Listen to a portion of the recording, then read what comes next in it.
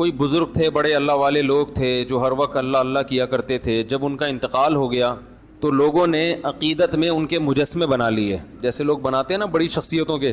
اسلام میں مجسمے بنانا حرام ہے۔ یہ جو آج کل لٹکے رکھے ہوئے ہوتے ہیں کپڑوں کی دکان پہ مجسمے، ان لوگوں کو چاہیے کہ اللہ کے عذاب سے ڈریں، بہت شدید وعید ہے، چہرہ اڑا دیں اس کا۔ بھئی آپ نے اپنی پروڈکٹ بیچنی ہے تو شکل دکھانے کی کیا ضرورت ہے؟ تو وہ چہرہ اڑا دیں پھر بے شک ٹھیک ہے، یا چہرہ مسخ کر دیں، ایسے ناریل جیسا گول سر اوپر رکھا ہوا اڑا کے، آنکھ ناک کان نہ بنا ہوا ہو۔ تو 5 بت تھے جو اصل میں بزرگ تھے، تو ان کی یادگاروں کے طور پر انہوں نے بت بنا لیے۔ تو شروع میں تو صرف یہ یادگاریں تھیں، آہستہ آہستہ ان کی عبادت بھی شروع ہو گئی۔ پھر یہ نظریہ آ گیا کہ اللہ تعالیٰ نے ان بزرگوں کو بھی اختیارات دیے ہیں۔ میں نے ایک بیان کیا تھا کہ اللہ نے اپنے نبی کو اختیارات نہیں دیے ہیں، تو ایک صاحب نے کمنٹس کیے تھے کہ توہین، کہ یہ شخص پیغمبر کی کیا کر رہا ہے؟ توہین۔ یہ سمجھتا ہے کہ پیغمبر بھی اس جیسے ہیں، معاذ اللہ، جیسے اس کو اختیار نہیں ہے تو پیغمبر کو بھی اختیار نہیں۔ تو یاد رکھو سب شرک جب بھی شروع ہوا ہے نا تو یہیں سے شروع ہوا ہے کہ اللہ نے، یار یہ آواز صحیح نہیں ہے، مزہ نہیں آ رہا، اس کو تھوڑا سا بڑھائیں یار، کہ اللہ تعالیٰ نے پیغمبروں کو، اپنے نیک لوگوں کو اختیارات دیے ہیں، اولاد ہے، بارش ہے، ہم ان سے بھی مانگ سکتے ہیں۔ تو پیغمبر کو جو مقام اور فضیلت حاصل ہے وہ اختیارات کی وجہ سے نہیں ہے، وہ اس لیے کہ آپ اللہ کا پیغام لوگوں تک پہنچا رہے ہیں۔ دیکھو امریکہ کا سفیر یہاں پر آئے گا تو اس کی ایک ویلیو ہوگی نا، اس لیے تھوڑی کہ وہ فیصلہ بھی کر سکتا ہے، فیصلہ وہ نہیں کرے گا، فیصلہ تو حکومت کرے گی، لیکن اس کی کوئی عزت کیوں دی جائے گی؟ بھائی امریکہ کا سفیر ہے، اس کی توہین امریکہ کی توہین سمجھی جائے گی۔ جتنا بڑا ملک ہوگا اس کے سفیر کی عزت بھی اتنی ہی زیادہ۔ تو اللہ سب سے بڑا ہے تو اللہ کے سفیر کی ویلیو بھی سب سے زیادہ ہے۔ تو اللہ تعالیٰ نے یہ مقام دیا ہے محمد صلی اللہ علیہ وسلم کو، تو انہوں نے 5 بتوں کی عبادت شروع کر دی۔ عبادت کا مطلب ان سے مانگنا، کہ یہ دیتے ہیں، اللہ کے دینے سے دیتے ہیں، عطائی، وہ عطائی اور ذاتی کا فرق میں ڈال کے نا، کہ یہ عطائی ہے، ان کے پاس اللہ کا عطا کردہ بہت کچھ ہے، تو یہ لوگوں کو کیا کرتے ہیں؟ وہ دیتے ہیں لوگوں کو۔ تو پہلی دفعہ نوح علیہ السلام وہ پیغمبر تھے جو دنیا میں شرک کو ختم کرنے کے لیے آئے، اس سے پہلے لوگوں میں شرک نہیں تھا، بدعملی تھی، بدعملی، اس کو ٹھیک کرنے کے لیے پیغمبر آتے تھے، لیکن شرک کو ختم کرنے کے لیے جو پہلے پیغمبر دنیا میں آئے، بھائی ایک بندہ نا یہاں آ کے بیٹھ جایا کرے، دیکھتا رہے ٹوں ٹاں پی پاں، جب بول رہا ہے اس کو سیٹنگ پہ لیا، تو وہ بیچارہ وہ کیمرہ بھی سنبھال رہا ہے، وہ بٹن کسی اور کے حوالے کر دے نا، اور جس کے حوالے بٹن ہو خود اس پہ بھی ایک بٹن لگا ہوا ہو اس کو سیٹ کرنے کے لیے۔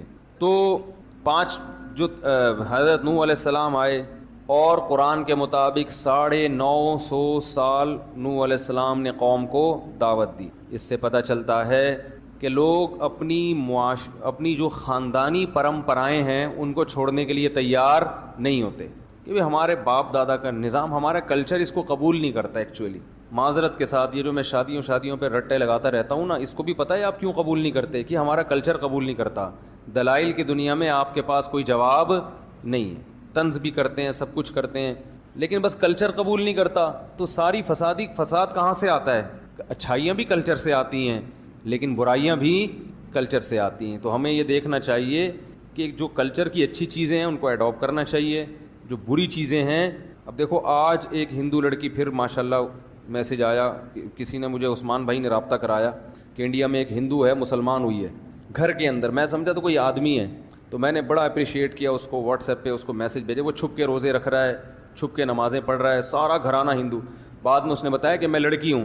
عورت کے لیے، ایک لڑکی کے لیے کتنا مشکل کام ہے اپنے خاندان سے بغاوت کرنا، تو کیسے ہمت دی اللہ نے، لیکن چھپ کے روزے اور چھپ کے نمازیں، چاروں طرف ماحول ساتھ نہیں دے رہا، لیکن بات سمجھ میں آ گئی کہ بھئی ہم ان پتھروں کے بنے ہوئے بتوں کو کیوں پوجیں، یہ کیا لگتے ہیں ہمارے، یہ کیا لگتا ہے ہمارے۔ عجیب بات ہے، آپ کو کوئی آپ کے گھریلو معاملات میں دخل اندازی دے، آپ کو برا لگے گا نا؟ کوئی بندہ آئے جو آپ کا بڑا دوست ہو، کہ اور بھائی بتاؤ بھابھی آج کل تمہارے ساتھ سیٹ چل رہی ہیں، آپ بولیں گے کہ تو میرا کیا لگتا ہے بھائی، یا تو میں نے تیرے ساتھ شیئر کیا ہو اپنے گھریلو معاملات، پھر تو مجھ سے پوچھے تو ٹھیک ہے، تو خام خواہ میں آگے پوچھ رہا ہے بھابھی واپس آ گئی ہیں، ٹھیک ہے، تو آپ کہیں گے بھائی تو میرا کیا لگتا ہے جو تم مجھ سے اتنی ڈیٹیل میں پوچھ رہا ہے۔ تو ایک انسان، اس سے کے سامنے آدمی اپنے گھریلو حالات شیئر نہیں کرتا، اور اگر وہ خود سے دلچسپی لے تو غصہ ہو جاتا ہے. تو انسان کی تو پھر بھی ایک ویلیو ہے. تو جن بتوں کو آپ نے اپنے ہاتھوں سے بنایا وہ تو انسان سے بھی کم ہیں. ان کے سامنے اپنے سارے راز فاش کر دینا کہ میں نے یہ کیا تھا، بھگوان میرا یہ معاف کروا دو، میرے آج کل پیسے نہیں ہیں جیب میں، پیسے دلوا دو. تو ساری اپنی ذاتی پرسنل باتیں اس کے ساتھ شیئر کرنا، یہ تو میرے بھائی اور بھی زیادہ غلط بات ہے نا. تو بہت ہی بری بات. آپ بھگوان سے بولا کرو تو میرا کیا لگتا ہے بھائی جو میں تجھے اپنے دکھڑے سناؤں؟ تو لگتا کیا ہے ہیں بھائی؟ تجھے تو کمپنی نے بنایا ہے. بس زیادہ نہیں بولوں گا میں. وہ ایک اور ہندو کا فون آ رہا ہے، وہ ہندو ہی ہے. وہ کہہ رہے یار آپ مذاق اڑاتے ہو ہندو مذہب کا. میں نے مذاق تو نہیں اڑایا بھائی کبھی. خیر، تو اللہ ہدایت دے، عقل سلیم عطا فرمائے. تو نوح علیہ السلام نے 950 سال دعوت دی ہے. 40-50 سے زیادہ لوگ ایمان نہیں لائے. 40-50. اور دن میں بھی پکارا، رات کو بھی پکارا. ربی انی دعوت قومی لیلا ونہارا. دن میں بھی گیا، رات کو بھی گیا. اور کیا ہو گیا تھا کہ دیکھ کے نا آنکھوں میں کانوں میں انگلیاں ڈالنے لگے تھے لوگ. اس وقت عمریں لمبی ہوتی تھیں لوگوں کی، قد بھی بڑے لمبے ہوتے تھے. نبی صلی اللہ علیہ وسلم نے فرمایا آدم علیہ السلام کا قد 60 گز تھا. 60 گز کتنا ہوگا بھائی؟ یہاں سے وضو خانے تک. پاؤں کتنے بڑے بڑے ہوں گے بھائی. آنکھیں بہت اللہ نے قد دیے تھے پہلے لوگوں کو. گھستے گھستے اتنے سے ہو گئے. اس زمانے میں تو بچے اتنے بڑے پیدا ہوتے تھے، بلکہ اس سے بھی بڑے بچے پیدا ہوتے ہوں گے. میں سوچتا ہوں اس زمانے کا انسان ہم لوگوں کو دیکھ لے، جیب میں ڈال کے چلا جائے گا. بولے گا یہ کیا ہو یار تم لوگ ہو کیا؟ اور فن خانی ایسے ہے محلے کے دادا ایسے بنے ہوئے ہوں گے.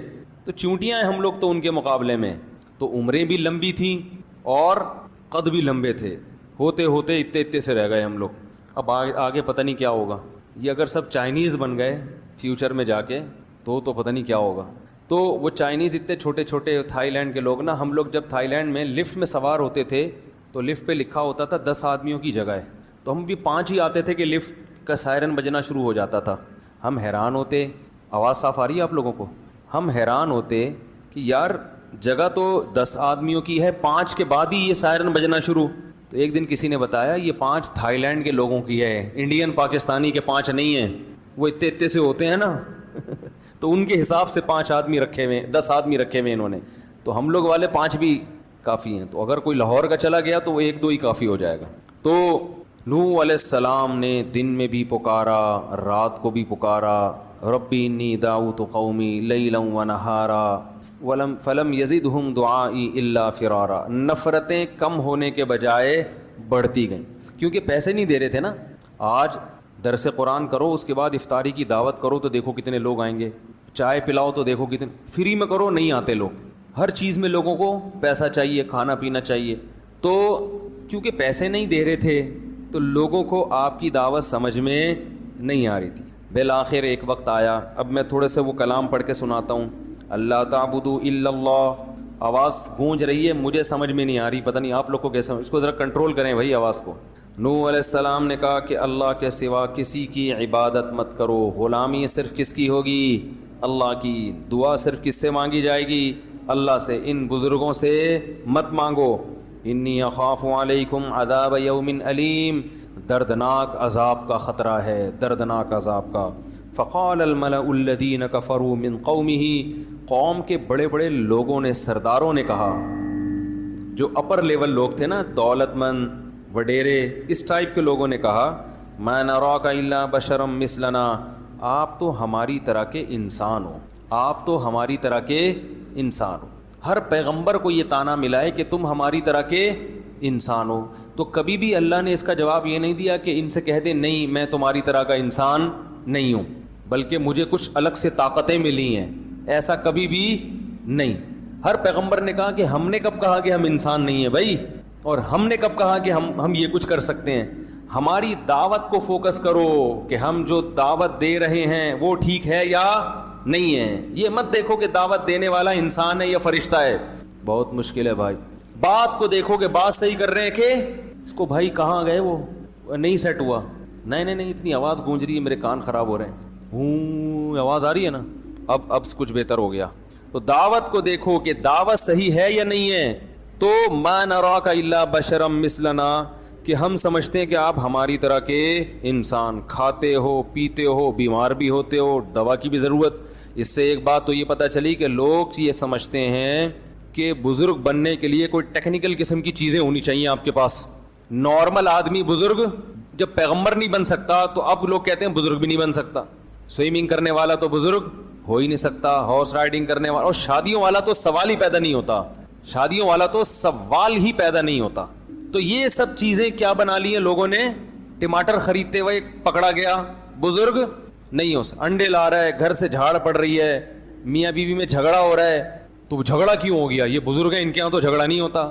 بھائی سب کے ہاں سب کچھ ہوتا ہے, جب نارمل زندگی گزرے گی تو جھگڑے بھی ہوں گے, محبتیں بھی ہوں گی, کٹی بھی ہوں گے, دوستی بھی ہوں گے, سب کچھ ہوتا ہے, کیونکہ انسان ہے نا. آپ کے جذبات کبھی مجروح, طلاقیں بھی ہوتی ہیں اور دوستیاں بھی ہوتی ہیں. ہاں یہ ان کے ہاں مشکل ہوتا ہے, عام لوگوں کے ہاں آسان ہو جاتا ہے کیونکہ یہ جذبات پہ کنٹرول کرتے ہیں. لیکن سب کچھ سب کے ہاں ہوتا ہے, بیمار بھی ہوتے ہیں, تکلیف بھی ہوتی ہے, اور تکلیف میں ہائے ہوئے بھی کرتے ہیں. لوگ سمجھتے ہیں کہ کسی بزرگ کو تکلیف ہو اور وہ کہہ رہے ہیں آؤ میرے تکلیف ہو رہی ہے, تو کہتے ہیں یہ تو بزرگ ہیں, ان کو کیوں تکلیف ہو رہی ہے. بھائی تو بزرگ ہیں بھائی, تکلیف بھی ہوگی اور شادی کا شوق بھی ہوگا شوق بھی ہوگا, کیونکہ آدمی پہلے ہیں, بزرگ بعد میں. وہ ہمارے حضرت ایک واقعہ سناتے تھے کہ ایک آدمی سے کسی نے پوچھا مفتی کسے کہتے ہیں, تو اس نے کہا مفتی, بزرگ کسے کہتے ہیں, اس نے کہا بزرگ وہ ہوتا ہے مفتی, اور بزرگ وہ ہوتا ہے جو کوئی حسین جمیل عورت سامنے سے گزر جائے, کوئی اس کی توجہ اس طرف ہو ہی نہیں, اتنا نیک ہو. تو وہ بیچارہ دیہاتی تھا, اس نے بولا او خو اس کو تو ہمارے یہاں مخنث بولتے ہیں, ہجڑا بولتے ہیں اس کو ہمارے یہاں. اچھا اس کو یہ لوگ جنت میں جائیں گے, متقی اس کو بولتے ہیں. تو یہ تصور ہی غلط ہے. ہاں پرہیزگار اسے کہتے ہیں, دل تو انسان کا مائل ہوتا ہے, مگر وہ یہ دیکھتا ہے کہ یہاں دل کی خواہش پوری کرنا حلال ہے یا حرام. اگر حرام ہے قدم روک لے گا, اپنے نظریں جھکا لے گا.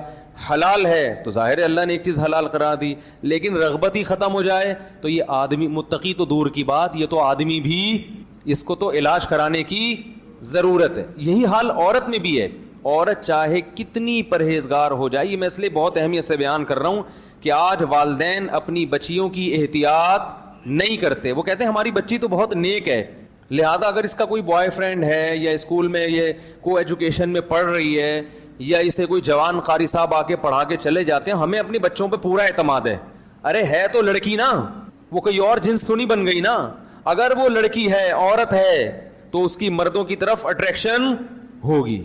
کوئی بھی ہینڈسم اس کو نظر آئے گا, کوئی کسی کے بھی اسٹائل اچھے لگیں گے تو اس کی طبیعت اس کی طرف مائل ہوگی. اس کا تعلق نیک یا برے ہونے سے نہیں ہے, اس کا تعلق مرد اور عورت ہونے سے ہے. تو لہذا شریعت نے کیا کہا, نظر کی حفاظت. تبھی میں لوگوں کو بتاتا ہوں, کسی خاتون کو کسی عالم کا بیان سننے سے فتنہ پیدا ہو رہا ہے, بجائے اصلاح کے اس کی طرف طبیعت مائل ہو رہی ہے, عشق پیدا ہو رہا ہے, فوراً اس کے بیانات بند کر دے. یہ شیطان ہے جو دین کے لیبل سے کیا کر رہا ہے, گمراہ کر رہا ہے. فوراً اس کے بیانات سننا بند کر دے, کیونکہ وہ عشق پیدا ہوگا اور یہ عشق فائدے کے بجائے کیا پہنچائے گا, نقصان. پھر سننا درست نہیں ہے. ہمارے حضرت کے پاس ایک خاتون کا فون ہے, قاری صاحب تھے پنجاب کے, بڑی خوبصورت آواز تھی ان کی, لوگ تقریر سنتے تھے. تو ایک خاتون جو تھی ان کی آواز پہ لٹو ہو گئیں. آڈیو کیسٹیں ہوتی تھیں اس وقت, ویڈیو ہوتی بھی نہیں تھی. اب وہ خاتون تھیں, وہ نے حضرت کو فون کیا, میں پورا دن پوری رات انہی کے بیان سنتی رہتی ہوں میرے, اور وہ ظاہر ہے فیلنگ کچھ پیدا ہونا شروع ہو گئی. تو حضرت نے فرمایا آپ کے لیے ان کے بیان سننا جائز, کیونکہ معاملہ کسی اور طرف جا رہا ہے. تو مرد ہو یا عورت ہو بھائی, وہ ان کی جنس تھوڑی تبدیل ہوگی, تو اس لیے اپنی بچیوں کو بوائے فرینڈ سے بچائیں, ٹھیک ہے نا, لڑکوں کے ساتھ میل جول سے بچائیں. ہم نے بڑی بڑی نیک لڑکیاں بگڑتے ہوئے دیکھی ہیں, گھروں سے بھاگتے ہوئے دیکھی ہیں.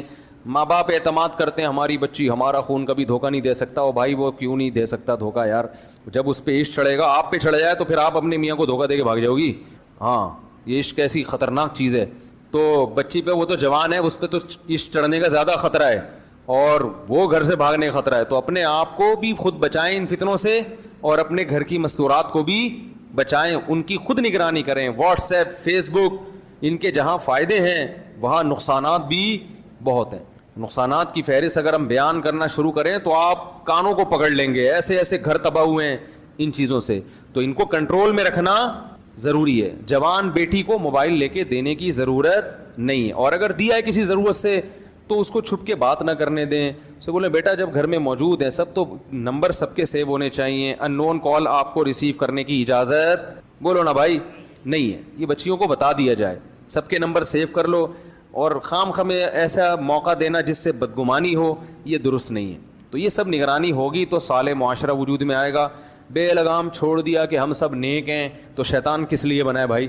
ہیں سارے ہی نیک ہو تو جہنم میں کون جائے گا؟ ہیں ویسے ہی 4 آدمی، چلیں چھوڑیں وہ پھر زیادہ ہو جائے گا.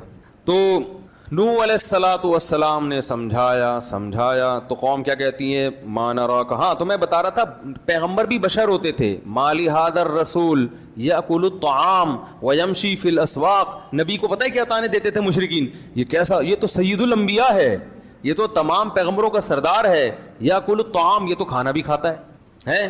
ویمشی فی الاسواق، یہ تو بازار میں خریداری بھی کرتے ہیں. یہ سید الانبیاء، یہ کائنات کے سردار، یہ تو بازار میں، ان کو تو بھائی اللہ تو ان سے راضی ہے، ان کو تو گھر میں آلو پیاز ٹماٹر اور یہ ساری چیزیں گھر میں پہنچنی چاہیے نا. یہ تو اللہ سے دعا مانگے ایک دم سب کچھ آ جائے گھر میں. یہ پیغمبر ہو کے بازار میں خریداری کر رہے ہیں.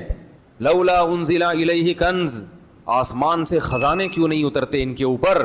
فرعون نے کیا تانا دیا موسیٰ علیہ السلام کو کہ میرے پاس دنیا کی ہر نعمت ہے، یہ تو غریب ہے، مسکین ہے، طاقت تو میرے پاس ہے، اگر اللہ ان سے خوش ہے تو پاور مجھے کیوں دی، ان کو کیوں نہیں دے دی اللہ نے؟ نہیں آ رہی بات. فرعون پتہ کیا کہتا تھا؟ میرے اوپر خزانے نازل ہوئے ہیں یا ان کے اوپر؟ ام انا خیر من ھذا الذی ھو مہین. جو اس قوم میں معاذ اللہ سب سے کمتر آدمی ہے، معاذ اللہ، وہ بہتر ہے یا میں بہتر ہوں؟ فلولا القی علیہ اسورۃ من ذہب. سونے کے کنگن کیوں نہیں ہے موسیٰ کے ہاتھ میں؟ یہ غریب کیوں ہیں؟ اگر اللہ ان سے خوش ہے تو یہ اللہ سے دعا مانگے سارے خزانے ان کے پاس آ جائیں، خزانے میرے پاس اور یہ غریب. تو ہمیشہ پیغمبروں کو الزام کیا لگا ہے؟ یہ ہماری طرح کے انسان، بلکہ بعض لوگوں نے الزام لگایا معاذ اللہ یہ ہم سے بھی بدتر ہیں، معاذ اللہ. تو اللہ کی نظر میں نبوت یا ولایت یا بزرگی کا یہ معیار نہیں ہے. بزرگ بیمار بھی ہوتے ہیں، ان کو کھانسی بھی ہوتی ہے، کولیسٹرول بھی آ سکتا ہے، کولیسٹرول کم بھی ہو سکتا ہے، ہارٹ اٹیک بھی ہو سکتا ہے، وہ ڈر بھی جاتے ہیں بعض دفعہ چیزیں دیکھ کے. موسیٰ علیہ السلام کلیم اللہ سانپ دے کے بھاگ گئے تھے، لاٹھی کو پھینکا سانپ بنی. قرآن کہہ رہا ہے موسیٰ علیہ السلام بھاگے، ولم یعقب، اور پیچھے مڑ کے نہیں دیکھا. اللہ نے کہا اے موسیٰ اقبل، واپس پلٹو، واپس، ولا تخف، ڈرو نہیں. ٹھیک ہے نا، کچھ نہیں کہے گا. پکڑ لو اس سانپ کو، سنعیدھا سیرتھا الاولیٰ، دوبارہ اسی کنڈیشن پہ لوٹا دیں گے. تو سانپ سے ڈر جس کو نہیں لگ رہا تو یہ نہیں کہ بزرگ ہے، وہ کہتا ہے میں اللہ کے علاوہ کسی سے نہیں ڈرتا، میں سانپ وانپ سے نہیں ڈرتا.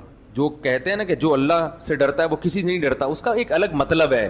اس کا یہ مطلب نہیں ہے کہ ظاہری لحاظ سے کسی سے ڈرتا ہی نہیں ہے. ایک دفعہ کسی نے مجھے کہا یار وہ نماز پڑھ رہے تھے، بم پھٹا، وہ بھاگ گئے. ایک صاحب جو ہے نا، یہ تو ان کی نمازوں کا حال ہے. تو میں نے کہا بہت اچھا کیا بم پھٹا، بھاگ گئے، ورنہ خود پھٹ جاتے تھوڑی دیر میں. ایک دفعہ کسی نے بتایا کہ وہ کوئی بیان ہو رہا تھا کہ زلزلہ آیا تو وہ لوگ بیٹھے رہے، ڈرے نہیں. میں نے کہا بہت بڑے حماقت کی ہے ان لوگوں نے جو ڈرے نہیں. ان کو چاہیے ذرا سی زمین ہلے تو فوراً، اللہ نہ کرے یہاں اگر ذرا سی بھی زمین ہل گئی، دروازہ کھولنا بھائی ہے، سب سے پہلے میں بھاگوں گا انشاءاللہ، کیونکہ میں اتنا بڑا بیوقوف نہیں ہوں کہ میں چھت گرنے کا انتظار کروں. آپ کہہ سکتے ہیں تو اللہ سے نہیں ڈر رہے، مخلوق سے ڈر رہے ہیں. بھائی یہ بھی چھت بھی کون گرائے گا؟ اللہ ہی گرائے گا نا. صحیح ہے نا؟ تو اللہ سے ہی ڈر رہے ہیں، اللہ بھی چھت نہیں گرا، ہم بھاگ رہے ہیں. تو اللہ تعالیٰ ہاں یہ کہہ سکتے ہیں بھائی موت تو ایک دن آنی ہے. تو اگر ہمیں پتہ چل جائے نا اس ٹائم پہ آنی ہے، پھر ہم چھت گرنے کا انتظار کر لیں گے. ہمیں تھوڑی پتہ ہے کب آنی ہے. ہمیں تو اللہ نے کہا بچ گئے تو اس کا مطلب ہے ابھی نہیں آنی تھی. ٹھیک ہے نا؟ مر گئے تو اس کا مطلب ہے آنی تھی. تو تقدیر کا ہمیں پہلے سے علم ہے ہی نہیں. تو جب علم ہی نہیں ہے تو ہم تو اپنے حساب سے کریں گے جو ہماری سمجھ میں آئے گا. تو اللہ نہ کرے کہیں ذرا سی بھی زمین ہلے، تراویح چھوڑ کے پتلی گلی سے نکلو. کوئی کہے نا متقی نہیں ہو، بولے تو چلا جا بھائی، میں بھاگ رہا ہوں. تو یہ پاگلوں والی حرکتیں ہیں، بیوقوفوں والی باتیں ہیں. زلزلہ آ رہا ہے تو بھاگ نہیں رہے، وہاں سے طوفان آ رہا ہے تو ابے اللہ بچائے گا. ہم جب چھوٹے بچے تھے تو سمندری طوفان کا خطرہ تھا کراچی میں. یہ بہت پرانی بات ہے، میری عمر اس وقت 8 سال ہوگی، اور اس وقت جون جولائی کے روزے ہوتے تھے. والدہ نے ہمیں سحری کے لیے اٹھایا، اٹھتے تو تھے سحری میں، کبھی آدھا روزہ رکھتے تھے کبھی پورا رکھتے تھے. تو وہ اٹھایا تو پتہ چلا کہ کراچی میں طوفان آ رہا ہے. پولیس موبائلیں جو ہے نا وہ اسپیکر لے کے گھوم رہی تھی، مائک لے کے، کہ علاقہ خالی کرو. تو ہم جہاں پہلے رہا کرتے تھے وہ کچھ نسبتاً سمندر کے قریب تھا وہ ایریا. تو میں نے دیکھا جو نمازی پرہیزگار تھے وہ نہیں گئے، وہ دعائیں کر رہے ہیں. انہوں نے کہا اللہ بچائے گا. تو اللہ تو بچائے گا، آپ دعائیں بھی کرو. گاڑی میں بھی دعائیں ہو سکتی ہیں، بس میں بھی ہو سکتی ہیں دعائیں، بھاگو بھی اور ساتھ ساتھ دعائیں بھی کرو. وہ تو اللہ کا ویسے ہی فضل ہو گیا کہ وہ کہیں اور چلا گیا طوفان، کراچی بچ گیا. لیکن یہ پرلے درجے کی حماقت. کہیں سمندری طوفان کا خطرہ ہو, جتنی پتلی گلیاں ہیں, صحیح ہے نا, بھاگو. ہاں بچے چھوڑ کے نہ بھاگو, بیوی بچے وہ بھی ہماری طرح کے انسان ہیں, تو پہلے ان کو بس میں بٹھاؤ. اس موقع پر توکل کیا جائے گا کہ یار پہلے ان کی جان بچانے کی فکر کرو, پھر اپنی. اس دوران اگر شہید ہو مر گئے تو شہادت کا اجر ملے گا کہ دیکھو اپنے بچوں کی خاطر اس نے جان دے دی. ایسا نہ بھاگو کہ ان کو چھوڑا اور نکل لیے, پہلے ان کو سیف سائڈ, پھر خود نکلو وہاں سے, لیکن نکلو ضرور. تو یہ بزرگی کی, تقوی کی جو عجیب سی ہم لوگوں نے, وہ ملا نصیر الدین کے واقعات بڑے مشہور ہیں نا, وہ بڑے ہوشیار آدمی تھے. ایک دن ایک آدمی جو تھا وہ بارش میں چھتری لے کے جا رہا تھا. ملا نے کہا بتاؤ, ملا نصیر نے کہا بتاؤ بارش اللہ کی نعمت ہے یا نہیں؟ اس نے کہا ہے. اس نے کہا اس اللہ کی نعمت سے جان چھڑا رہے ہو یار تم ہیں. جگہ جگہ قرآن میں اللہ نے کہا ہے کہ یہ بارش کیا ہے, اللہ کی نعمت. اللہ نعمت دے رہا ہے اور تم اپنے آپ کو بچا رہے ہو. بیچارہ شرمندہ ہوا, چھتری ہٹا دی اس نے, تھا تو مسلمان, اب بھیگتا ہوا جا رہا ہے, ٹٹرتا ہوا نا, بخار ہو گیا. اگلے دن پھر بارش ہوئی تو ملا صاحب چھتری لے کے جا رہے ہیں. اس نے بولا یہ تو اللہ کی رحمت ہے, بچ کیوں رہے ہو؟ اس نے کہا میں گناہ گار, اللہ کی اس رحمت کو اپنے پاؤں سے روندوں یہ مجھ سے برداشت نہیں ہوتا. یہ پانی میرے پاؤں کے نیچے آ کے گرے ہیں, میں گناہ گار, ایسا گناہ گار, میں اس نعمت کا مستحق کہاں اس نعمت, ایسے کر کے ڈیڑھ ہوشیاری. تو یہ جو استثاء کے تقوی کی ترغیب دیتے ہیں نا آپ کو, یہ خود بڑے ڈیڑھ ہوشیار ہوتے ہیں, ٹھیک ہے نا. جیسے ہی زلزلہ آئے گا سب سے پہلے یہ فرار ہوں گے. تو اللہ نہ کرے کہیں زلزلہ آئے, ذرا سا بھی جھٹکا ہو, فوراً لازم ہے گھر سے باہر نکل کے گلی میں آ جاؤ. اس میں فنٹر گیری, وہاں کھڑے ہو کر دعائیں مانگو, چلتے ہوئے بھی ذکر کرو, اور بچوں کو بھی نکالو اپنے, اور اس میں بہت احتیاط کی ضرورت ہے ان چیزوں میں. خیر, نبی نے فرمایا جب نماز پڑھ رہے ہو اور سانپ نظر آئے تو آپ نے فرمایا نماز چھوڑ کے پہلے کیا کرو, سانپ کو مارو. ایسا بھی ہوتا ہے نماز پڑھ رہے ہیں گاؤں دیہات میں نا, بڑے خوش سانپ نظر آیا, اب وہ سانپ سب کے تقوی کا امتحان لے رہا ہوتا ہے. وہ سانپ جو ہے نا تقوی کا کیا لے رہا ہوتا ہے, دیکھوں کون نماز توڑتا ہے, کیونکہ وہ سمجھتے ہیں کہ جو توڑے گا وہ تقوی کے خلاف. تو توڑ دو بھائی. نماز کے دوران کوئی بیمار ہو کے گر جائے تو نماز توڑ کے اس کو اٹھا کے فوراً ہاسپٹل لے کے جاؤ. تو یہ بھی ہونا چاہیے کہ فوراً نماز توڑ کے بھائی اس کو ہاسپٹل لے کے جاؤ. کوئی بھی مسئلہ ہو, نماز کے دوران کوئی دہشت گردی کا خطرہ ہو, خدا نخواستہ کوئی آپ کو مشکوک آدمی نظر آیا, نماز توڑ کے فوراً اس کو پکڑو پہلے جا کے. سمجھ رہے ہیں, امام کو نظر آیا کوئی مشکوک آدمی محراب میں, بالفرض امام کو چاہیے فوراً پتلی گلی سے نکل جائے. تو یہ سب چیزیں ہمارے دین اور مذہب کا حصہ ہیں, ایسی احتیاطی تدابیر اختیار کرنا. اچھا میرے بھائی, تو وہ کیا کہنے لگے, ہماری طرح کے انسان ہیں, اور وما نراک تبعک الا الذین هم اراذلنا بادی الرائے. دوسری بات یہ, آپ کو جو فالو کرنے والے لوگ ہیں نا وہ بھی قوم کے پست ترین لوگ ہیں, غریب لوگ. جیسے میں نے اس دن بیان میں بتایا تھا نا تفصیل سے کہ زیادہ تر دین کی دعوت کو کون لبیک کہتا ہے, غریب مسکین زیادہ ہمیشہ پہل وہی کرتے ہیں. تو آپ کے پاس جو بیٹھنے والے لوگ ہیں وہ کیا ہیں, غریب مسکین. دوسری جگہ انہوں نے کہا ان کو ہٹاؤ تو پھر ہم آئیں گے. تو نوح علیہ السلام نے کہا یا قوم ارأیتم ان کنت علی بینۃ من ربی, بتاؤ میں اپنے رب کی طرف سے مضبوط دلیل پر ہوں, میں جو باتیں کرتا ہوں ان باتوں پہ بتاؤ کہ اعتراض ہے یا نہیں ہے, وہ دلیل کے لحاظ سے درست ہیں یا نہیں. یہ کہ میں بھی کھاتا ہوں, میں بھی پیتا ہوں, میں بھی بیمار ہوتا ہوں اور یہ غریب لوگ میرے پاس, یہ کوئی دلیل نہیں ہے. انلزمکموہا وانتم لہا کارہون ویا قوم لا اسألکم علیہ مالا, اے میری قوم میں اس تبلیغ پر تم سے پیسے نہیں لے رہا. پوری قوم کی مخالفت مول لے کر 900 سال ہو گئے مخالفت کی ہے, تو یہ بھی تو میرے برحق ہونے کی علامت ہے. مجھے کیا مل رہا ہے اس سے, 900 سال کا عرصہ ہو گیا اور میں تم سے کوئی اجر نہیں لے رہا, پوری قوم سے میں نے ٹکر لی ہوئی ہے. وما انا بطارد الذین آمنوا, رہا یہ مسئلہ کہ ان غریبوں کو اپنی مجلس سے نکال دوں, تو ما انا بطارد, یہ میرے لیے ممکن نہیں ہے, یہ نہیں ہو سکتا. چاہے سارے کافر ہو کے مر جاؤ, جو ایمان لانے والا ہے اس کو میں اپنی مجلس سے نکال دوں غریب یا مسکین ہونے کی بیس پہ, یہ میرے لیے ممکن نہیں ہے. انہم ملاقو ربہم, یہ بھی کل اپنے رب سے ملاقات کریں گے. ان کے اعمال کا بھی ان کو بدلہ دیا جائے گا, تمہارے اعمال کا بھی تم کو بدلہ دیا جائے گا. اللہ کی نظر میں امیر اور غریب کا فرق نہیں ہے. اور آگے کہنے لگے من ینصرنی من اللہ ان طردتہم, اگر میں نے ان کو دھتکار دیا, مجلس سے منع کر دیا, تو بتاؤ تم اللہ کے عذاب سے مجھے بچا سکتے ہو؟ پھر اگر گارنٹی دو, ٹھیک ہے نا, پھر میں اللہ سے پوچھوں گا کہ یہ بچا سکتے ہیں, تو اللہ بتائے گا ہاں بچا سکتے ہیں, تو ٹھیک ہے. کون بچائے گا بھائی مجھے؟ رہا یہ مسئلہ کہ میں تمہاری طرح کا انسان ہوں، تم یہ کہتے ہو، تو میں نے کب دعویٰ کیا ہے کہ میں تم سے ہٹ کر کوئی انسان ہوں؟ میں نے یہ دعویٰ بولو بھائی کیا ہی نہیں ہے. ولا اقول لکم عندی خزائن اللہ، میں یہ دعویٰ نہیں کرتا کہ میرے پاس اللہ کے خزانے ہیں، نہیں ہے میرے پاس خزانے. ولا اعلم الغیب، اور نہ میں غیب کی خبریں جانتا ہوں. ولا اقول انی ملک، نہ میں نے یہ دعویٰ کیا کہ میں فرشتہ ہوں. ولا اقول للذین تزدری اعینکم لن یؤتیہم اللہ خیرا، اور جن لوگوں کو تم ذلیل سمجھ رہے ہو ان غریبوں کو، ان کے بارے میں کبھی یہ دعویٰ ہی نہیں کرتا کہ اللہ ان کو جنت میں داخل نہیں کرے گا، یا یہ واقعی ذلیل لوگ ہیں. یہ تو تمہاری رائے ہے، میں اس رائے سے متفق نہیں ہوں. تو میں جو دعویٰ کر رہا ہوں نا اس پہ کوئی اعتراض کرو. جو دعوے میں نے کیے ہی نہیں ہیں وہ میرے مقابلے میں کیوں پیش کر رہے ہو بھائی؟ قالوا یا نوح قد جادلتنا، 950 سال جب اس اکھاڑ پچھاڑ میں گزرے ہیں نا، ہر وقت یہی باتیں، وہ یہ کہہ رہے ہیں، وہ یہ کہہ رہے ہیں، وہ یہ کہہ رہے ہیں. یہ 950 سال جب گزر گئے تو قوم کہنے لگی قد جادلتنا فاکثرت جدالنا، اے نوح ہمارا تیرا جھگڑا بہت لمبا ہو گیا ہے اور یہ بہت طول پکڑ گیا ہے، اب اس کو ختم کر دینا چاہیے، اس جھگڑے کو، اب اس جھگڑے کو ختم کر دینا چاہیے. کیسے؟ فاتنا بما تعیدنا ان کنت من الصادقین، جس عذاب کا تو وعدہ کرتا ہے نا اب وہ عذاب لے آ. ہم تو ایمان لانے والے نہیں ہیں، تو اپنی دعوت میں لگا رہے گا، ہم انکار کرتے رہیں گے.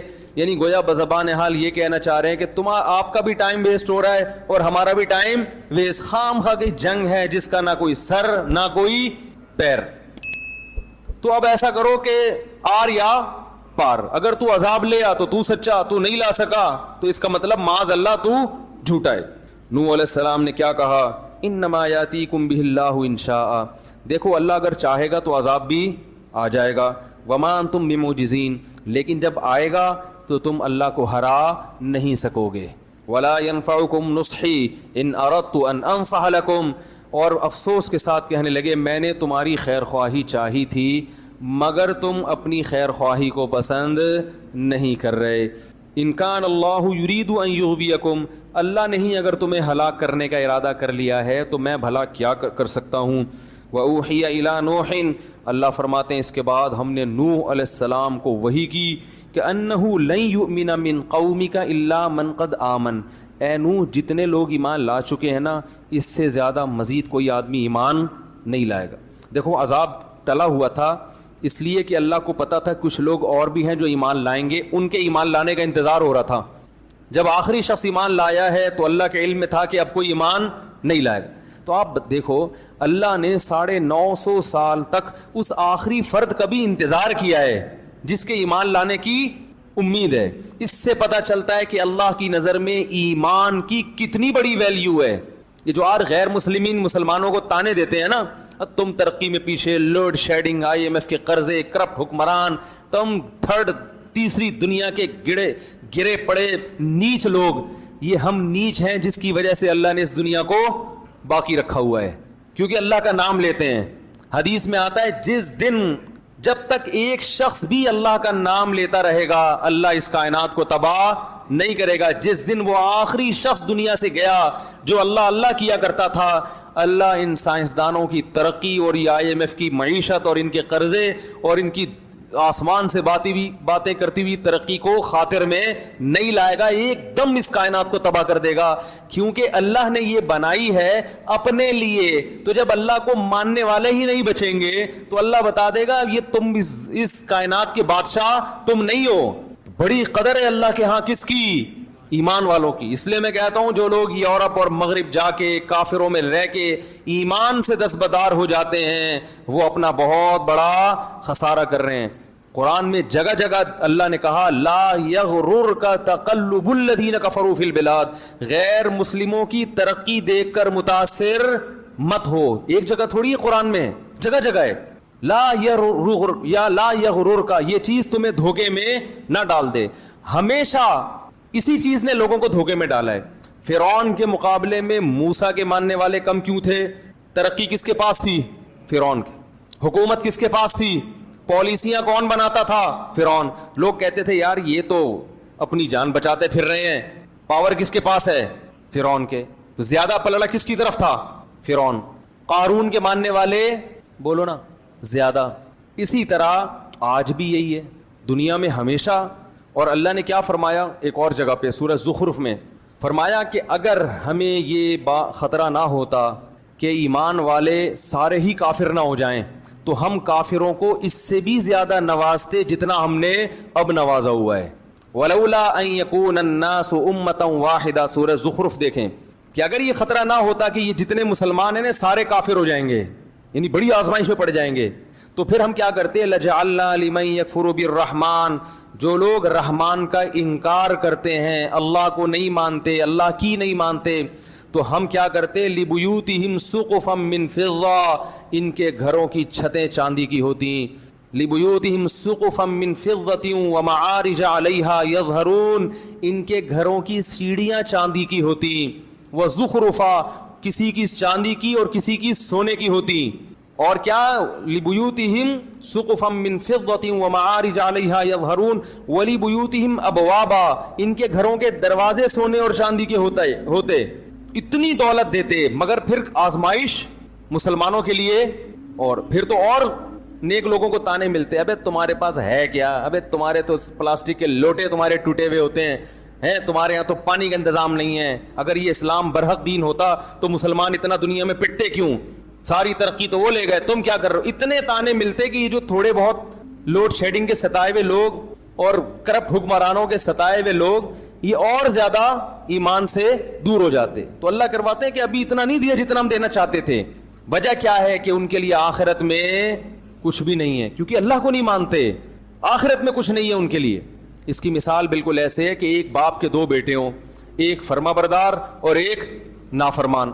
باپ کی اربوں خربوں کی جائیداد ہے, اربوں خربوں کی جائیداد ہے باپ کی, لیکن باپ کیا کر رہا ہے کہ ایک بیٹا جو نہیں مانتا اس کو پیسے دیتا ہے جیب خرچی, اور جو بیٹا مان کے چلتا ہے اس کو زیادہ لفٹ نہیں کراتا, اس کو صرف گٹکے کے 5 روپے 20 روپے یہ پکڑا دیا, سگریٹ اور رکشے کا کرایہ دے دیا, اس سے زیادہ نہیں. اب کوئی محلے والا آئے بولے یار یہ آپ کی مانتا نہیں ہے, اس کو تو آپ جیب خرچی دے رہے ہو اور وہ کچھ بھی نہیں مانتا, وہ آپ کی اتنی فرما برداری کرتا ہے. تو باپ جواب میں کہتا ہے بھائی پوری پراپرٹی اس کے نام کر چکا ہوں میں, اس کے لیے کچھ بھی نہیں چھوڑا, تو بس اس کو تھوڑا بہت دے رہا ہوں. اس کو اس لیے نہیں دے رہا کہ میرے مرنے کے بعد ساری پراپرٹی کس کی ہے, اس کی ہے, اس کو تو آگ کر چکا ہوں میں. تو اللہ تعالیٰ نے جو اللہ کو نہیں مانتے آخرت سے ان کو آگ کر دیا ہے, کچھ نہیں ملے گا. مثل الذین کفروا بربہم جو لوگ اپنے رب کا انکار کرتے ہیں, اعمالہم کرماد ان کے عمل کی مثال راکھ کے ڈھیر کی طرح ہے. راکھ کا پہاڑ, بجری کی ریت تھوڑی سی بھی ہونا وزن ہوگا, اور راکھ کا پورا پہاڑ ہو پھونک مارو اڑ جائے گا. تو دیکھنے میں بہت ہے وزن میں زیرو. تو غیر مسلم کا عمل یا اس کی اچھائی دیکھنے میں بہت اچھی ہوتی ہے, اتنے ٹرسٹ چلا رہے ہیں, کتنے اچھے اخلاق سے بات کرتے ہیں, ہر بات سے پہلے بھی تھینک یو اور بات کے آخر میں بھی تھینک یو, ایکسکیوز کیے بغیر کوئی بات کرتے نہیں ہیں, پلیز کے بغیر بات کرنے کا رواج ہے ہی نہیں. ہمارے ہاں بات کے سے پہلے بھی احتیاطاً گالی اور درمیان میں بھی گالی, اور بات ختم کرنے کے بعد ایک ٹھڈا اور اس کے بعد احتیاطاً ایک گالی. اگر کوئی بڑا آفیسر بات کر رہا ہو نا, پولیس والا بات کر رہا ہو, یہی ہوتا ہے نا. تو کتنے اچھے اخلاق, تھینک یو, اور ہر بات میں تھوڑا سا باہر بھی سفر ہوا ہے نا, واقعی اخلاق کم از کم بات کرنے کی تمیز ہے, اور ہمارے یہاں پبلک کو بات کرنے کی تمیز نہیں. ایئر لائن میں پتہ چل جاتا ہے, جہازوں میں سفر کرو نا, کسی غیر مسلم ملک کا جہاز ہوگا, عجیب ہی ہے, بٹن دباؤ سارے کام ہو رہے ہیں. اپنے ملک کے جہاز میں بیٹھو, بٹن دباؤ کوئی بندہ ہی نہیں آتا, آئے گا تو بھول جائے گا. میں نے بٹن دبایا, پانی منگوایا, میں نے لیا بھائی پانی, کہہ رہا اچھا, پھر آیا ہی نہیں. کراچی جب میں اترنے لگا اس نے کہا مجھے یاد ہے آپ نے پانی منگوایا تھا, میں ذرا بھول گیا. ہم نے کہا کوئی بات نہیں, کیا بگاڑ سکتے ہیں بھائی, کیا بگاڑ سکتے. تو لیکن اللہ کیا کہہ رہا ہے, اعمالہم کرامات, راکھ کے ڈھیر, کیونکہ ایک جرم اتنا بڑا انہوں نے کر لیا کہ اس جرم کا وزن ان کی نیکیوں کو کھا جائے گا. جیسے گھر میں بچے ہوں, بیٹا باپ کی نافرمانی کرتا ہو, مانتا نہیں ہو لیکن مانتا ہو کہ ابا بہرحال میرا یہی ہے. دوسرا بیٹا بڑا فرما بردار ہے, لیکن جب اس سے پوچھو کہ ابا کی ماننی چاہیے کہ ماننی تو نہیں چاہیے, میں تو ویسے ہی مان رہا ہوں, یہ ابا میرا ہے, پہلے تو ڈی این اے سے ثابت تو کرو میرا ابا بھی ہے. تو وہ نافرمان سے ابا پھر بھی محبت کرے گا, اور جو ابا کے ابا ہونے کا انکار کر دے اس کو کہے گا بھائی تو بہت اچھا ہوگا گھر سے باہر, یہاں نہیں ہے تو جا کسی اور سے مانگ جا کے, باپ تو مانو نا مجھے پہلے. تو اللہ کہتے ہیں مجھے تو مانتے ہی نہیں ہے, ان کی اسمبلیوں میں میرا نام نہیں لیا جاتا کہ اللہ کی کیا قانون ہے, اور نہ یہ مانتے ہیں کہ میں بنانے والا ہوں, اور اگر کوئی مانتا ہے کہ بنانے والا تو پھر میری کچھ ماننے کے لیے تیار نہیں. مسلمان کم از کم گناہ کرتا بھی ہے تو اس کے سامنے روتا بھی تو ہے نا کہ غلطی ہو گئی معاف کر دے. یہ تو روتے بھی نہیں ہیں, روتے بھی نہیں, اکڑتے ہیں, بحث کرتے ہیں. اس لیے ایمان سب سے بڑی نعمت ہے. تو 950 سال اللہ انتظار کرتے رہے کہ کسی ایک کافر کے دل میں بھی ذرا سی لچک ہے, اللہ کو پتا تھا یہ آئے گا, آ گیا. جب وہ آخری شخص آیا ہے اللہ نے کہا اب کوئی مزید نہیں آئے گا. اب ان کو زندہ رکھنے کا نقصان یہ ہے وَلَا يَلِدُ إِلَّا فَاجِرًا كَفَّارًا, یہ ایسی اولادیں پیدا کریں گی جو جہنم کی آگ کا ایندھن بنیں گی. ایسی اولادیں پیدا کرنے کے لیے ان کو دنیا میں چھوڑنا یہ انسانیت پہ رحم نہیں ہے. ان کی اولادیں بھی ایسے ہی نکلیں گی. تو کیسا اللہ نے ایمان کی قدر کی, اور یہی نبی صلی اللہ علیہ وسلم کو بھی حکم دیا. جب مشرکین نے کچھ صحابہ کو لے جا کے قتل کر دیا نا, آپ صلی اللہ علیہ وسلم بہت غضبناک ہوئے اور کچھ قبیلوں کے لیے آپ صلی اللہ علیہ وسلم بد دعائیں مانگنے لگے, فجر کی نماز میں قنوت نازلہ پڑھنے لگے. تو اللہ نے قرآن میں آیتیں نازل کی لیس لک من الامر شیء او یتوب علیہم او یعذبہم, اے نبی آپ ان کے لیے بد دعا نہ کریں کیونکہ ان میں کچھ ایسے لوگ ہیں جن کو توبہ کی توفیق ملنے والی ہے. کچھ ایسے ہیں جن کو توبہ کی توفیق اللہ کے علم میں ہے کہ وہ ایمان قبول کر لیں گے. تو اللہ نبی کی بد دعاؤں کو ان کی طرف پھیرنا نہیں چاہتے. ابو سفیان مسلمان ہو گئے تھے, ابو جہل کے بیٹے اکرمہ, نبی تو سب کے لیے بد دعا کر رہے تھے نا جب بہت ستایا تھا انہوں نے, اور فرمایا کچھ ایسے ہیں جو ایمان قبول نہیں کریں گے تو اللہ ان کو خود عذاب دے دے گا. لیکن اس کے چکر میں ان لوگوں کو بھی بد دعائیں لگ رہی ہیں جن کی قسمت میں ایمان لکھا ہوا ہے. تو ایمان اتنی بڑی نعمت ہے, اتنی بڑی نعمت. تو 40 45 یا 50 لوگ ایمان لائے, اور جب وہ آخری شخص ایمان لایا ہے اللہ نے کہا اے نوح اب یہ لوگ ایمان نہیں لائیں گے. لن یؤمن من قومک الا من قد آمن فلا تبتئس بما كانوا يفعلون. اب کروں کیا ہے اللہ میں؟ نوح علیہ السلام کو اللہ نے حکم دیا, پیغمبر کو خود نہیں پتا ہوتا کہ اب ہوگا کیا, ہر چیز اللہ سے پوچھ رہے ہیں, غیب کا علم نہیں ہوتا. اللہ نے کہا وصنع الفلک, کشتی بنا. صناعت عمل کا لفظ نہیں ہے, صنعت کہتے ہیں بڑی محنت سے کاریگری سے کوئی چیز بنانا. کشتی بنا بِأَعْيُنِنَا, ہماری نظروں کے سامنے, ہماری آنکھوں کے سامنے, یعنی بالکل ہماری نگرانی میں ہم بتائیں گے کون سا پھٹا کہاں جوڑنا, کیونکہ نوح علیہ السلام کو کشتی بنانا تھوڑی جانتے تھے.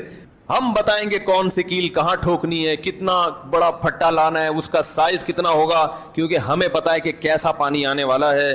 وَوَحْيِنَا وَلَا تُخَاطِبْنِي فِي الَّذِينَ ظَلَمُوا, اور اب ان ظالموں کے بارے میں مجھ سے کلام بھی مت کرنا. ایسا نہ ہو کہ آپ کو ان پہ ترس آنا شروع ہو جائے اور آپ کہیں کہ اللہ مزید مہلت دے دو. آپ کو اب ان کے حق میں دعا کرنے کی اجازت نہیں ہے. انہم مغرقون, یہ سب کے سب غرق ہوں گے, اور اللہ نے ان کے غرق ہونے کا فیصلہ کر لیا ہے. یہ واقعہ تو قرآن میں بھی ہے, اس کو یہودی بھی مانتے ہیں اور اس کو عیسائی. دنیا میں اتنا بڑا واقعہ ہوا تھا کہ تمام آسمانی کتابیں یا کوئی ایسی تاریخی ورق جو اس زمانے سے چلا آ رہا ہے, ان تمام کتابوں میں, صحیفوں میں یہ واقعہ موجود ہے. آج بھی تورات میں بھی ہے اور انجیل میں بھی ہے. تھوڑی سی انہوں نے تبدیلی تو کر لی, مگر اس طوفان کا اور اس بارش کا اور پوری دنیا کے انسانوں کا تباہ ہونا یہ تمام کتابوں میں لکھا ہوا ہے. تو اللہ نے فرمایا وَيَصْنَعُ الْفُلْكَ, نوح علیہ السلام کشتی تیار کر رہے تھے. وَكُلَّمَا مَرَّ عَلَيْهِ مَلَأٌ مِّن قَوْمِهِ, جب بھی قوم کے وڈیرے اور سردار لوگ گزرتے, سخروا منہ, مذاق اڑاتے کہ پانی دور دور تک نہیں ہے, نہ کوئی دریا ہے. کشتیاں تیار بھی ہوتی ہیں تو دریا کے کنارے, تاکہ وہیں دھکا دے کے پانی میں لے جائیں. یہ تو دور تک نہ کوئی دریا ہے نہ بارش ہے, اور بارش بھی ہوتی ہے تو اتنا پانی تھوڑی ہوتا ہے کہ کشتیاں تیار کرنی پڑیں. وہ مذاق اڑانے لگے. قال ان تسخروا منا, نوح علیہ السلام نے کہا اگر آج تم ہمارا مذاق اڑا رہے ہو فإنا نسخر منکم, ان قریب ہم تمہارا مذاق اڑائیں گے. کہ کیسی تمہیں دعوت دی, کس رب کی طرف بلایا, دلائل کے انبار لگا دیے, مگر ماننے کے لیے تیار نہیں. کما تسخرون, جیسے تم مذاق اڑا رہے ہو, ان قریب ہم تمہارا مذاق اڑائیں گے. فسوف تعلمون, ان قریب تمہیں پتہ چل جائے گا. من یاتیہ عذاب یخزیہ, کون ہے جس پر ذلیل کرنے والا عذاب آئے گا, اور ہمیشگی کا عذاب کس پر آنے والا ہے. حتی اذا جاء امرنا, قرآن کہتا ہے یہاں تک کہ جب ہمارا حکم آ پہنچ. کشتیاں تیار ہو رہی, کشتی تیار ہو رہی ہے. جب بن کے مکمل ہو گئی اللہ فرماتے ہیں وفارت تنور، اور زمین کی دراڑوں سے پانی نکلنا شروع. زمین کے جو سوتے ہوتے ہیں نا جہاں بھی، اس سے پانی نکلنا شروع. قرآن نے ایک جگہ آتا ہے کہ ہم نے آسمان کے بند بھی کھول دیے اور زمین کے بند بھی، زمین سے بھی پانی نکلنا شروع اور آسمان سے بھی پانی، بہت تیز پانی برسنا شروع. قل نحمل فیہا من کل زوجین، ہم نے نوح سے کہا کہ ہر جانور کی قسم میں 2 جوڑے لے لو، نر اور مادہ، کیونکہ جانور بھی ہلاک ہو جاتے ہیں ظاہر ہے انسان کے ساتھ. ہر جانور جس کو بھی زمین میں رہنا ہے اس سے ایک من کل، ہر قسم کے جانور جو بھی پانی میں رہنے والے نہیں ہیں ان تمام جانوروں میں سے ایک جوڑا آپ رکھ لیں. وَأَهْلَكَ، اور اپنے رشتہ داروں کو بھی اس میں سوار کر لیں. إِلَّا مَنْ سَبَقَ عَلَيْهِ الْقَوْلُ، ہاں جس کے مقدر میں ہلاکت ہے وہ آپ کے ساتھ کشتی میں سوار نہیں ہوگا. وَمَا آمَنَ مَعَهُ إِلَّا قَلِيلٌ، اللہ فرماتے ہیں نوح کے ساتھ ایمان والے بہت تھوڑے لوگ تھے، بہت تھوڑے جو اس کشتی میں سوار ہوئے. وَقَالَ ارْكَبُوا فِيهَا، جب سوار ہو گئے تو اللہ نے فرمایا ارْكَبُوا فِيهَا، اس کشتی میں سوار ہو جاؤ. بسم اللہ مجریہا، اللہ کے نام سے اس کا چلنا ہے.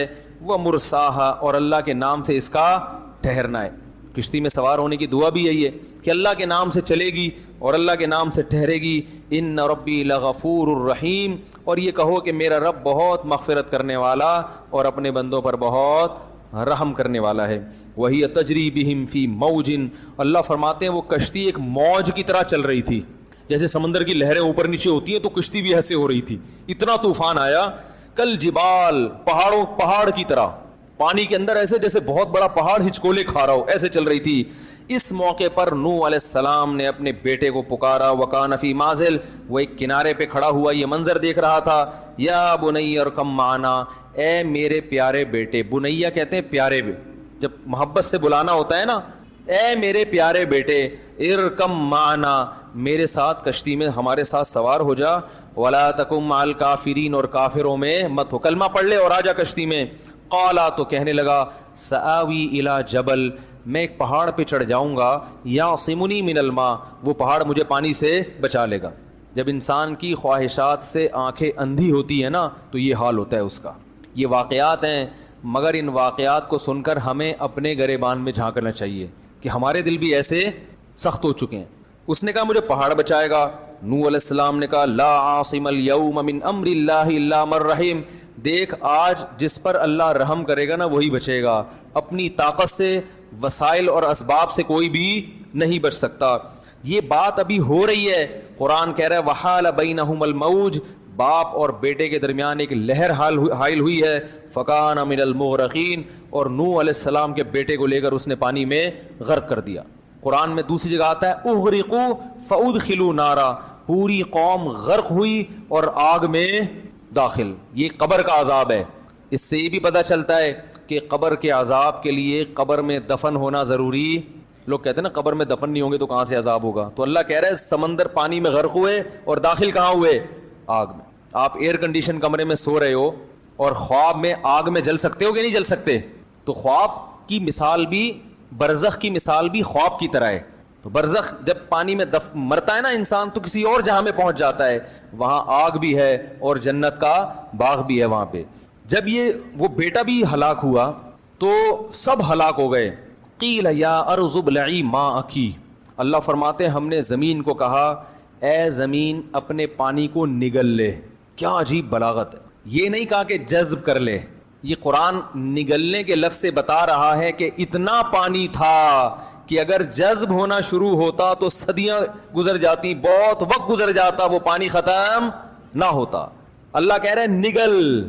جیسے ایک پانی پینے کا طریقہ ہوتا ہے بھائی، آپ چوس چوس کے گھونٹ بھر بھر کے پیتے ہو، اور ایک ہوتا ہے کہتے ہیں نا بس کڑوی چیز ہے ایک ہی گھونٹ میں نگل لو. تو اللہ نے فرمایا نگل، کھینچ اس پانی کو، زور لگا تاکہ نوح علیہ السلام خشکی پہ اترنے کے قابل بن جائیں. ایسا نہ ہو یہ کئی سال اسی میں پڑے رہیں، بہت پانی ہے. تو یہ قرآن پانی کی کثرت بیان کر رہا ہے.